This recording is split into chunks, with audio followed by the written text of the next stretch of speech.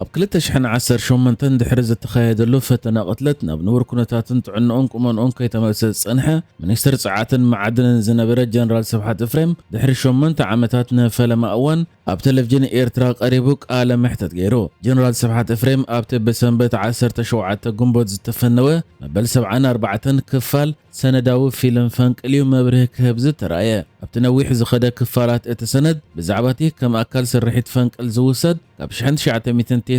ክሳብ 1991 ዝተኻየደ ወፍሪ ዳንካልያ ዝምልከት ዘዘንተወ። ኣብቲ እዋን ስብሓት ኤፍሬም ሓላፊ ወተሃደራዊ ስታፍ ህዝባዊ ግንባር መንባሩ ዝፍለጥ ኮይኑ ኣብ መእተዊ ናይቲ ፊልም ንኣገዳስነት ናይቲ ወፍሪ ኣመልኪቱ ካብ ናይ ቅድሚ ሕጂ ምስ ሙሉእ ጥዕንኡ ኣብ ዝነበረሉ ዝተወስደ ዝሃቦ ትንተና استراتيجيكاዊ ኣገዳስነት ወፍሪ ዳንካልያ ክገልጽ ተራእዮ። ዝሓለፈ ክፋላት እቲ ሰነዳዊ ፊልም እውን ምስ ካልኦት ኣብቲ እዋን ኣዘዝቲ ሰራዊት ዝነበሩን ብዛዕባ እቲ ስርሒት ቅድሚ መሃሮምቲ ዝሃቦ መግለፂታትን ክረአ ጸኒሑ እዩ። ንህሉ ኩነታት ጥዕንኡ ይኹን ሓፈሻዊ ቁመኖ ዝፍለጥ ወግዓዊ ሓበሬታ እኳ እንተዘየለ ንቕድምን ድሕርን መሃሮምቲ ዝነበረ ምስሊ ብምንጻር ግን ህልው ኩነታቱ ክረአ ይከኣል። ኣብቲ ናይ መበል 74 ክፋል ቪድዮ ዝቐረበ መግለፂኡ መዓዝ ከም ዝተቐድሐ እኳ እንተዘይተፈልጠ ነቲ ቅድሚ 36 ዓመት ዝተገብረ ስርሒት ብዝርዝራት ክዝክሮን ክገልጾን ይተራእዩ። እቲ ሚኒስትር ጽዓትን ማዕድንን ዝነበረ ጀነራል ኣብ ታሕሳስ 2018 መንነቱ ብዘይተገልጸ ሰብ ኣብ መንበር ቤቱ ከቢድ መጥቃዕቲ ከም ዝወረዶ ብዝተፈላለየ ምንጭታት ተሰሚዑ ምንባር ይዝከር። ጀነራል ስብሓት ኣመና ከም ዝተሃስየን ንሕክምና ናብ ወጻኢ ሃገር ከም ዝተሰደነ እኳ ብኣጎ ተሰሚዑ እንተነበረ ብወገን ኤርትራ ግን ዕላዊ መግለፂ ከይተዋሃበ ይጸኒሑ። ኣምባሳደር ኤርትራ ኣብ ጃፓን እስጢፋኖስ ኣፈወርቂ ግን ንስብሓት ቁልጡፍ ሕውየት እምነየሉ ነዚ ናይ ፈራሓት ስራሕ ድማ እኹን ክብል ኣብ እዋኑ ኣብ ትዊተር ጽሒፉ ነይሩ እዩ። እቲ ንጀነራል ስብሓት ዝወረደ ሓደጋ ብሓደ ኣብ መንበሪ ገዝኡ ኣድቢዩ ዝጸንሐ ሰብ ከም ዝተኻየደን እቲ መጥቃዕቲ ዝፈጸመ ሰብ ድማ ኣብ ትሕቲ ቀይዲ ከም ዝኣተወኒ ተሰሚዑ ነይሩ። ብሰንኪ መህረምቲ ጥኢት ስብሓት ኣብ ሆስፒታል ክንክን ተገይሩሉ ድሒሩ ንዝለዓለ ሕክምና ካብ ኤርትራ ከም ዝወፀ እውን ብዝተፈላለየ ምንጭታት ተጠቒሱ ነይሩ እዩ። ኣብቲ እዋን ግን ብወገን ኤርትራ ዕላዊ መግለፂ ብዘይመሃቡ ብዙሕ ከዛረብ እንከሎ ከም ሳዕብኡን ድማ ብዙሓት ሰባት ነናቶም ግምታትን መደምደምታትን ክህቡ ዕድል ፈጢሩ ነይሩ እዩ። ድሕሪ እቲ ፍጻመ ከዓ ድሕሪ ናይ 8 ኣዋርሕ ሕክምንኡ ኣምባሳደር ኤርትራ ኣብ ጃፓን ጀነራል ስብሓት ኤፍሬም ኣብ ወጻኢ ድሕሪ ዝተገብረሉ ዕውት ሕክምና ሓብዩ ምስ ስድራ ቤቱ ናብ ኣስመራ ምምላሱ ደስ ይብለኒ ክብል ኣብ ነሓሰ 2019 ኣብ ትዊተር ጽሒፉ ነይሩ እዩ። እቲ ኣምባሳደር ብኣካል ኣብ ሕክምና ከም ዝበጽሖ እኳ እንተነገረ ኣብ ዓደ ከም ዝተሓከመ ግን ኣይጠቐሰን። እንተኾነ ሕክምንኡ ኣብቲ እዋን እቲ ምስ ኤርትራ ጽቡቕ ዝምድና ኣብ ዝነበረ ሕቡራት ኢማራት ዓረብ ምንባሩ ተሰሚዑ ነይሩ። ጀነራል ስብሓት ኣብዚ ናይ ሕጂ ምልሶቱ ናብ ቲቪኤር እውን ብዛዕባ እቲ ከም ላዕለዋይ ወተሃደራዊ ኣዛዚ ዝመርሖ ዝነበረ ኣብ ድሮ ናጽነት ኤርትራ ዝተኻየደ ፍሉይ ወፍሪ እንተዘይኮይኑ ካልእ ብዛዕባ ውልቃዊ ኩነታቱ ዝሃቦ መግለፂ የለን። ሕጂ ዘለወሉ ኩነታት ኣብ ንጡፍ ስራሕ ኣሎ ድየለን እውን ዝፍለጥ ነገር የለን። ስብሓት ኤፍሬም ብ1972 ናብ ህዝባዊ ግንባር ዝተሰለፈ ሓደ ካብ ላዕለዎት መራሕቲ ህዝባዊ ግንባር ሓርነት ኤርትራ ኮይኑ ኣባል ፖለቲካዊ ቤት ጽሕፈት ዝነበረ እዩ። መጀመርታ ዓመታት ናጽነት ኤርትራ ከም ኣመሓዳሪ ከተማ ኣስመራን ሚኒስትር ጥዕናን ኮይኑ ክሰርሕ እንከሎ ካብ 1995 ክሳብ 2014 ድማ ሚኒስትር ምክልኻል ኮይኑ ይሰሪሑ። ድሕሪ እዚ ድማ ክሳብ እዋን መሃረምቱ ሚኒስትር ጽዓትን መዓድንን ኮይኑ ኣገልጊሉ እዩ።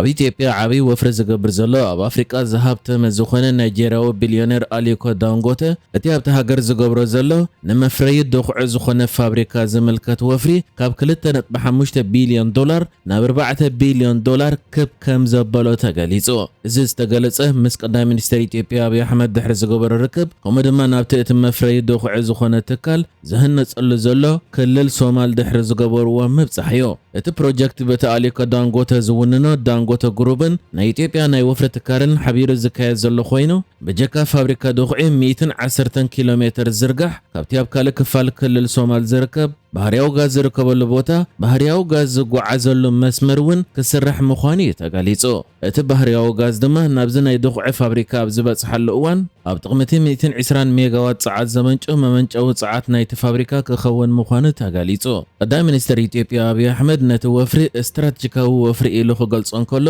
ኣብ ሕርሻ ኣብ ውሕስነት መግቢ ከምኡ ድማ ኢንዱስትርያዊ ዕብየትን ቆጠባዊ ርእሰ ምርኮሳን ልዑል ኣበርክቶ ክገብር ምዃኑ ተዛሪቡ። ኣብ ዋነት እዚ ፋብሪካ እቲ ብኣሊኮ ዳንጎተ ዝውነን ዳንጎተ ግሩፕ ዝበሃል 60 ሚእታዊት ዋንነት ዘለዎ ኮይኑ መንግስቲ ኢትዮጵያ ድማ 40 ሚእታዊት እዩ ዝውነን።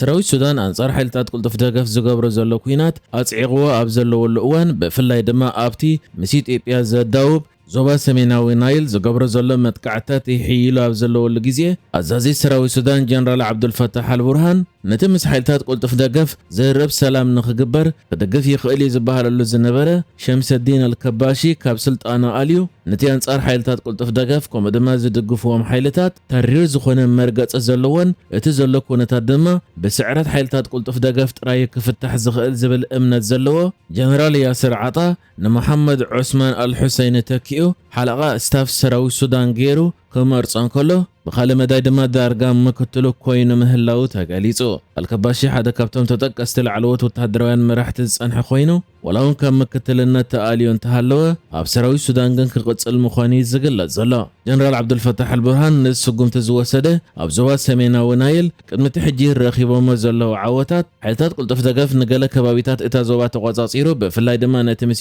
ኢትዮጵያ ዘዳውብ ከባቢታት በመቆጻር ካብ ኢትዮጵያ ሓገዝ ክረክብ ክኢሉ ዝብል ቁጥዕ ዘበገሶ ምዃኑ ይዝግለጽ ሕጂ ድማ ነቲ እቲ ዘሎ ኩነታት ወይ ኩናት ብስዕረት ሓይልታት ቁልጥፍ ደገፍ ክዛዘመለዎ ምስኦም ሰላም ክግበር የብሎን ዝብል እምነት ዘለዎ ጀነራል ያስር ዓጣዩ ሓለቓ እስታፍ ሰራዊት ሱዳን ገይሩ መሪጽዎ ዘሎ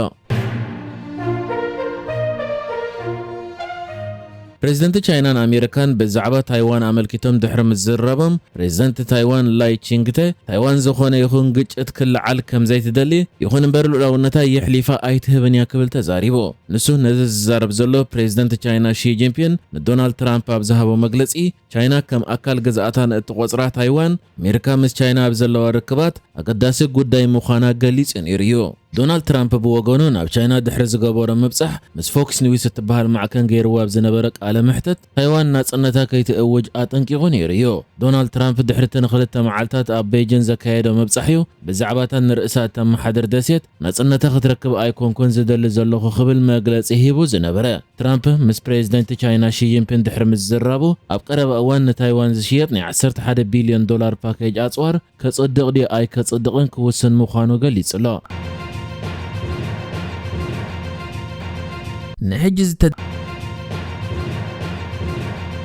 نحجز تدالو الزيناتات ازينيرو بكالك ساب نرغب سلام نعخم